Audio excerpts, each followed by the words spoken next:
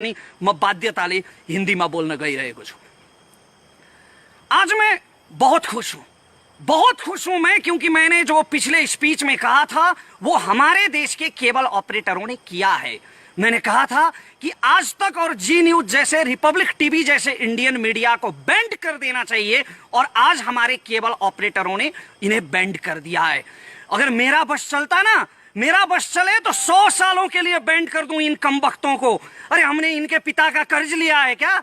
इनके बाप दादाओं का कोई कर्ज है क्या हमारे ऊपर, जो हम पैसे भी देते रहे और इनके मुंह से अपने मुल्क की बेइज्जती भी सुनते रहे? इस पित पत्रकारिता के जवाब में नेपाल सरकार ने नहीं, नेपाल के केबल ऑपरेटरों ने, गलतफहमी मत रखिए, नेपाल के आम केबल ऑपरेटर्स ने इंडियन मीडिया को बैंड किया है, और ये इन्होंने बहुत सही किया है। ये बैंड रहना चाहिए। मैं इंडियन मीडिया के इशू पर अभी जो मूल प्रसंग है मेरा आज, केपी ओली हमारे प्रधानमंत्री के बारे में जो प्रोपोगंडा इन्होंने किया है, ये केवल केपी ओली का प्रश्न नहीं है, किसी भी नेता का, शेर बहादुर देवबा, उपेंद्र यादव, मिनेंद्र रिजाल, राजेंद्र महतो, मेरे देश के किसी भी नेता का निंदा करने का हक किसी कमबख्त को इसलिए नहीं मिल सकता कि उसका मुल्क मेरे मुल्क से थोड़ा बड़ा है। इसलिए कोई मेरे देश के किसी भी नेता की निंदा नहीं कर सकता। और इस निंदा के जवाब में जो इंडियन चैनल्स पर नेपाल में बैंड लगा है, वो काम बिल्कुल सही किया गया है। मैं उस प्रसंग पर बाद में आऊंगा। पहले मैं कुछ हवा जो मचा रखा है इंडियन मीडिया ने, कुछ bloody propaganda, anti Nepal campaign जो चला रखा है, उसके कुछ प्रश्नों का जवाब देना उचित समझता हूं। आप लोग कहते हैं, आपकी मीडिया कहती है, इंडिया की आवाम नहीं, इंडिया की मीडिया कहती है कि नेपाली चाइना के साथ हो गए, नेपाली चाइना के डायरेक्शन पे काम कर रहे हैं, चाइना के डायरेक्शन पे ये काला पानी का विवाद उठा रहे हैं। काला पानी का विवाद तब से है, और वैसे वो विवाद है नहीं कुछ। हमारे राजे महाराजाओं ने आपकी दोस्ती का वास्ता करके, आपकी दोस्ती का ख्याल करके 1961 में आपको वो जमीन दे दी थी ताकि चीन से आप अपनी रक्षा कर सके, लेकिन आप लोगों ने कोई दोस्ती नहीं निभाई और उस पर कब्जा कर लिया। खैर, जो भी माने, विवाद तो है काला पानी के विषय में, तो उसमें हम चाइना के डायरेक्शन पे काम कर रहे हैं, ऐसा आपकी मीडिया कहती है। अगर हम चाइना के डायरेक्शन पे काम कर रहे होते ना मित्रों, तो इतिहास का एक प्रसंग मैं आपको सुनाता हूं। जब नेपाल में मातृका प्रसाद कोइराला प्रधानमंत्री की सरकार थी, तब हमने उत्तर की हमारी जो चीन की सीमा है ना, उस चीन की सीमा में 18 जगहों पर हमने भारतीय सेना के पोस्ट रखने की इजाजत दे दी थी। आपके और हमारे सुमधुर संबंधों का ख्याल करके, दोस्ती का ख्याल करके, चीन के साथ जुड़ी हमारी सीमा में आपके 18 पोस्ट रखने की इजाजत हमारी सरकार ने दे दी थी, क्योंकि हम लोग आपके साथ थे। और अगर हम अब इस वक्त चीन के साथ होते ना, तो चीन तो आपको दबाने में लगा हुआ है, लद्दाख में दबा रहा है, सिक्किम में पिट रहा है, गलवान में आपके 20 सैनिक मार दिए चीन ने। तो चीन आपको दबाने में जब अभी लगा हुआ है, घेरने में लगा हुआ है, अगर हम पूरी तरह से चीन के साथ में होते तो चीन की सेना को मेची किनारे लाके खड़ा कर दिया होता हमारी सरकार ने, आपके सिलीगुड़ी कॉरिडोर के बिल्कुल पास। वो सिलीगुड़ी कॉरिडोर जो इंडिया की नॉर्थ ईस्ट और इंडिया के मेनलैंड को जोड़ता है, उस सिलीगुड़ी कॉरिडोर के पास मेची किनारे आज चीन की सेना बैठी होती, अगर हम नेपाली चीन का साथ दे रहे होते तो। नेपाल एक स्वाधीन राज्य है, और हम चीन का ना इंडिया का, हम किसी का भी पक्ष में और किसी के भी विपक्ष में हम कोई कदम नहीं उठाते। हम अपनी स्वाधीनता सुरक्षित करने के लिए काला पानी पर दावा कर रहे हैं। जो हमारी जमीन है उसमें चीन का कोई रोल नहीं है, और चीन का रोल इसलिए है कि चीन ने आप लोगों के साथ ट्रेड ट्रीटी की है, व्यापार संधि की है उसने लिपुलेख को लेकर। लिपुलेख को व्यापारिक नाका बनाने की जो संधि चीन ने आपके साथ की है, हमने चीन को भी, सिर्फ आपको नहीं, चीन को भी हमने डिप्लोमेटिक नोट भेजा है, और हम किसी के भी पक्ष में नहीं है। ये बात मैं क्लियर कर देना चाहता हूं। हमने हमेशा इंडिया के साथ दोस्ती निभाई है। कुछ मित्रों ने कहा था मेरे पिछले वीडियो पे कि इंडिया की बेइज्जती कर दी। नहीं, हम सम्मान करते हैं अपने पड़ोसियों का, जितना सम्मान आप हमारा नहीं करते। नहीं तो मैं जितनी अच्छी हिंदी आज बोल रहा हूं, बिना किसी हिंदी बैकग्राउंड के, कोई भी इंडियन जो नेपाली ओरिजिन का ना हो, वो इतनी अच्छी नेपाली बोल के दिखाए। हम हमेशा अपने पड़ोसी का सम्मान करते हैं। चाइना के साथ आपका जो प्रॉब्लम चल रहा है वो आपका प्रॉब्लम है। आप लोग पावरफुल हैं, आप दोनों देशों के पास बड़ी बड़ी सेनाएं हैं, बड़े बड़े हथियार हैं, तोपें हैं, मिसाइल हैं। आप चाइना के साथ लड़ो मरो, उसमें हमारा कोई सरोकार नहीं है। लेकिन मैं युद्ध की कामना नहीं कर रहा हूं, मैं सिर्फ ये कह रहा हूं कि चीन का और आपका जो विवाद है वो आप दोनों का अंदरूनी विवाद है, और हमारी सरकार ने लिपुलेख और काला पानी के विषय में चीन की सरकार को भी डिप्लोमेटिक नोट भेजा है। तो ये कैसे साबित हो गया कि हम चीन के साथ हैं? ये क्या हुआ मचा रखा है आपकी मीडिया ने? और एक और हवा मचा रखा है कि नेपाल और इंडिया में जंग हो गया तो क्या होगा। बड़ा अहंकार है भाई आप लोगों को अपनी शक्ति पे, बहुत बड़ा अभिमान है आप लोगों को। इतने छोटे से देश के साथ जंग की कल्पना करते हैं और ये कहते हैं कि नेपाल इंडिया की सैनिक शक्ति के सामने नहीं टिक पाएगा। आप तो बहुत धार्मिक कहते हैं ना आप लोग अपने आप को। अभी तो बीजेपी की सरकार है, उधर आरएसएस की सरकार चल रही है, बहुत धार्मिक कहते हैं आप लोग। तो बड़े गजब के धार्मिक लोग हैं भाई आप लोग राम मंदिर के लिए लड़ेंगे, मरेंगे और सीता के मायके पे हमला करेंगे। वैसे भी आप किसके दम पे ये दावा कर रहे हैं? हमारे भाइयों ने आप लोगों के लिए, आप लोगों की जमीन के लिए, आप लोगों की स्वाभिमान के लिए लड़कर यहां गोली खाई है, माथे पे गोली खाई है। आपके जनरल श्याम माणिक शाह कहते थे कि अगर कोई कहे कि उसे मौत से डर नहीं लगता, अगर कोई कहे कि उसे मरने से डर नहीं लगता, तो या तो वो झूठ बोल रहा है या तो वो गोरखा है।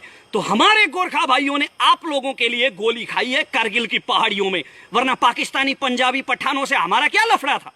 आप लोगों के लिए मरे हैं हमारे भाई। अभी मैं नाम गिनवाने जाऊं तो 1000 के करीब हो जाएंगे और ये वीडियो ऐसे 100 वीडियो कम पड़ जाएंगे। हमारे भाइयों ने जो पुरुषार्थ आप लोगों के लिए किया है वो गिनवाने जाऊं तो ऐसे 100 वीडियो कम पड़ जाएंगे। हमने हमेशा दोस्ती निभाई है और आप लोगों ने अभी इस दोस्ती का लिहाज नहीं रखा है।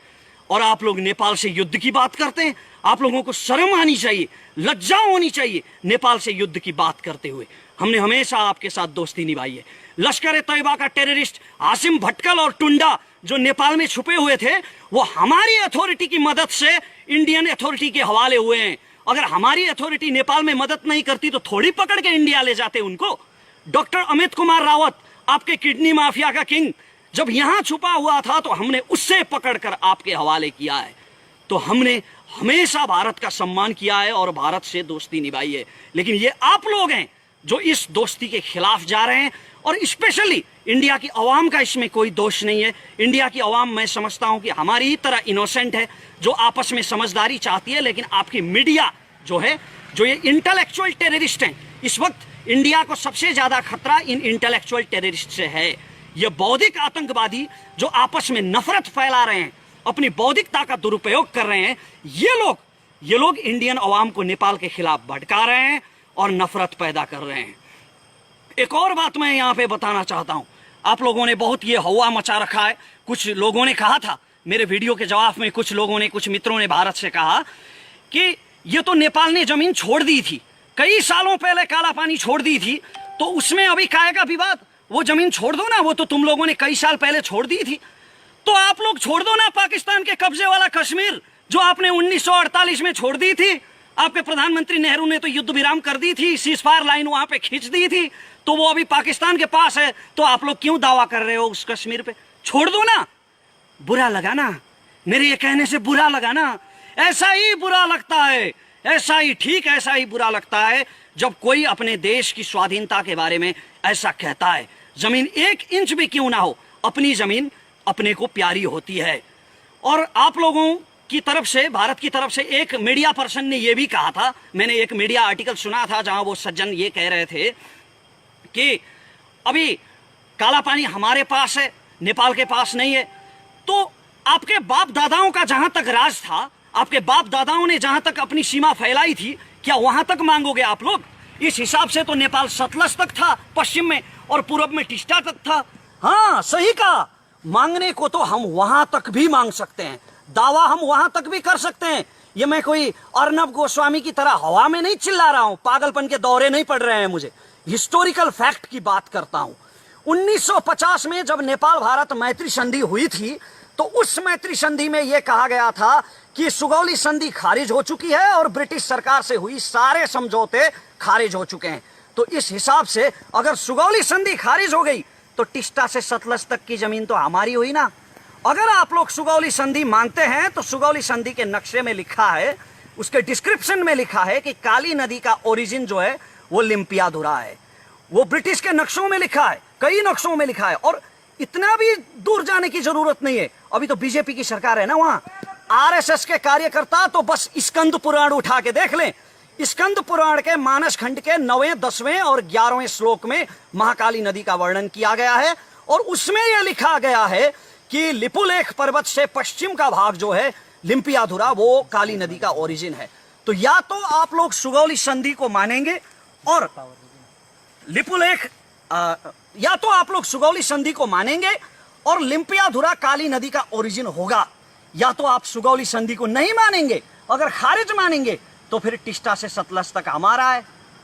और अब मैं मूल प्रसंग पर आता हूं, जो हमारे प्रधानमंत्री के बारे में अभी प्रोपोगंडा चला रखा है आपकी मीडिया ने। अरे कौन कमबख्त गया भाई बालुआटार? जी न्यूज का कौन सा कमबख्त पत्रकार गया बालुआटार और उसने सुन लिया वो कन्वर्सेशन जो प्रधानमंत्री और चीन के राजदूत हो यांकी के बीच में हुआ था? किसने सुना वो कन्वर्सेशन और किसने रिकॉर्ड किया? किस बेस पर ले आए ये पीत पत्रकार ये कन्वर्सेशन? अरे बेशर्मो, कुछ तो शर्म करो। किसी देश के प्रधानमंत्री के बारे में बात कर रहे हो तुम लोग, और प्रधानमंत्री जो बुजुर्ग हैं, अभी अभी किडनी ट्रांसप्लांट हुआ है उनका, फिर भी दम उनमें इतना है कि एक छोटे से देश में बैठ के दिल्ली हिला रहे हैं। तो प्रधानमंत्री के बारे में ऐसे निराधार बात, ऐसे निराधार प्रोपोगंडा किस बेस पर फैलाए गए? किस कमबख्त ने वहां पे सुना और किसने रिकॉर्ड किया? ये कुछ नहीं, बस जी न्यूज ने कहा और हो गया। तो ऐसे जो इंडियन मीडिया ने ये प्रोपोगंडा फैला रखा है, इन्होंने जो ये फेक न्यूज फैला रखे हैं, इसमें इंडियन मीडिया का ही नहीं, इंडियन गवर्नमेंट का भी दोष है। अरे लॉ एंड ऑर्डर नाम की कोई चीज है कि नहीं आप लोगों के यहाँ? आप लोग तो बहुत बड़ी बड़ी बातें करते हैं कि भारत दुनिया का सबसे बड़ा लोकतंत्र है। तो लोकतंत्र में लीगलिटी नाम की भी कोई चीज होती है, लोकतंत्र में कानून नाम की भी कोई चीज होती है।